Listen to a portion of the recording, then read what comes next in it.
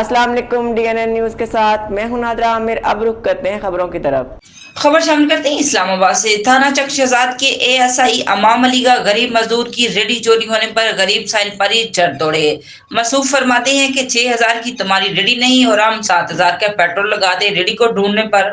SHO थाना चक शहजाद और IG Islamabad से गुजारिश है कि जो आपके ASI के लिए 6,000 की रेडी है वो इस गरीब साहिल के बच्चों की रिजक रोटी है, जिस पर वो मजदूरी करके अपने बच्चों को हक हलाल की रोटी खिलाता है। बराए मेहरबानी इस मजदूर की रेडी जिस किसी ने भी चोरी की है इससे बरामद कराई जाए और इसकी दाद रसी की जाए। साथ साथ अपने ASI साहब को बता दें कि आप आवाम की खिदमत के लिए तैनात किए गए हैं, ना कि आवाम पर रोब और दबदबा डालने के लिए। रिपोर्ट जर खान, DNN न्यूज इस्लामाबाद। पता चल सकता है कि रेडी कौन लेके गया है।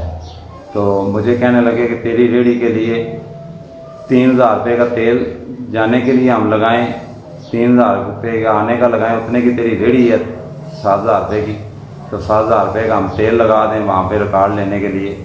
अब तक के लिए इतना ही। मज़ीद जानने के लिए हमारे साथ रहिएगा।